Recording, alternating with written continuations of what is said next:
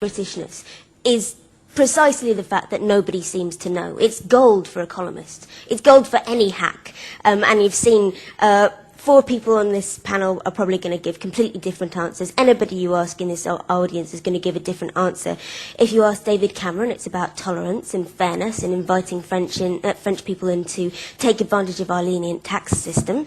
If you ask a pupil at Wellington College, growing up in these lovely surroundings, they'll tell you probably about the excellent teaching here, but they will also tell you about grime and dubstep and whatever it is they're listening to. If you ask me, and I've actually recently been living in America for a while, so I get asked this question quite a lot, and I bring up things like the taste of fish and chips on Brighton Beach and Doctor Who and drinking tea. That's what it is for me.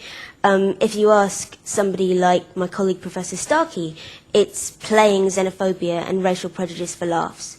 And if you ask people who organise conferences like this, it's sitting by politely whilst people play racial prejudice and xenophobia for laughs and pretending that this is an acceptable part of contemporary debate. We're setting up a false dichotomy here between Britishness and Englishness. They're not There's at all. An absolute dichotomy.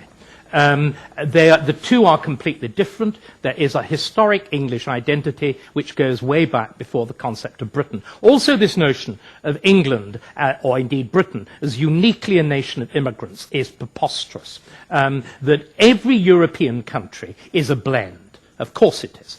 There are two great differences. I believe you have a house in America, Mr. Starkey. I have a house in America. I was wondering, where are you domiciled for tax purposes?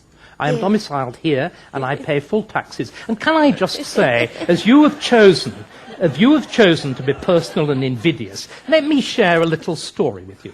One of the great things that is essential to Britishness is a sense of public duty, that you do things for nothing with organisations that can't pay.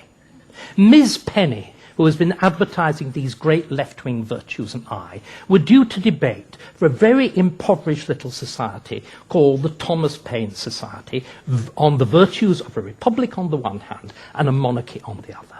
I was prepared to do it for free. She insisted on trying to charge such a large fee that the event had to be cancelled. Now, I think that is as mean and grasping as some runt comedian, and I will not be lectured to by a jumped-up public school girl like you. I came from the bottom, and I will not have it. Excuse me. May I respond to that? Right of reply. Go on. I think I deserve a right of reply to that. I personally feel that asking to be paid... Did you or did you not do what I've just said? I was going to respond to that, but... Why not do it straight away? Did you or did you not claim such a large fee that the event had to be cancelled? No, I didn't, Mr. Well, Starkey. then every member of the committee is lying, and you, clearly as usual, are telling the truth.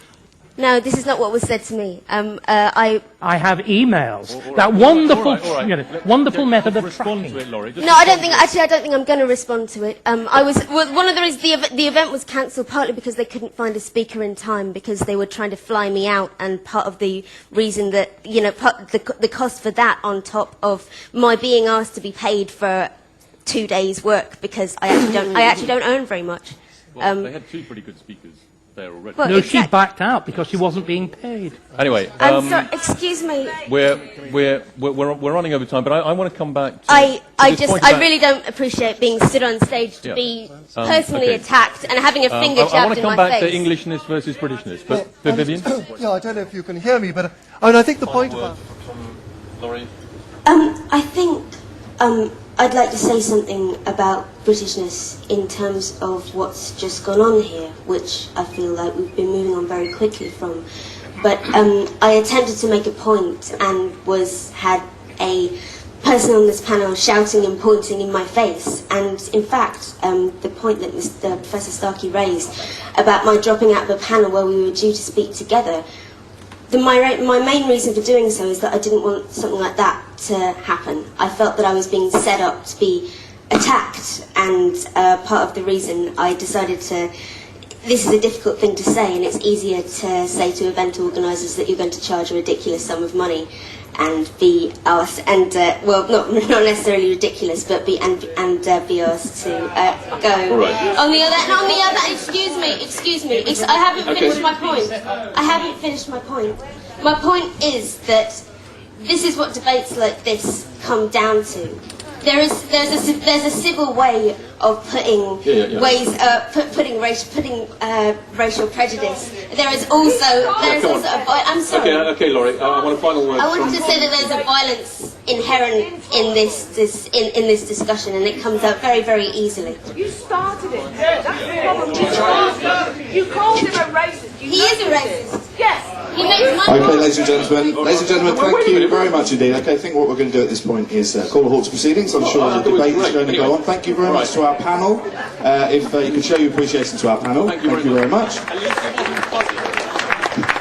And the debate goes on. Thank you very much. We'll be back shortly.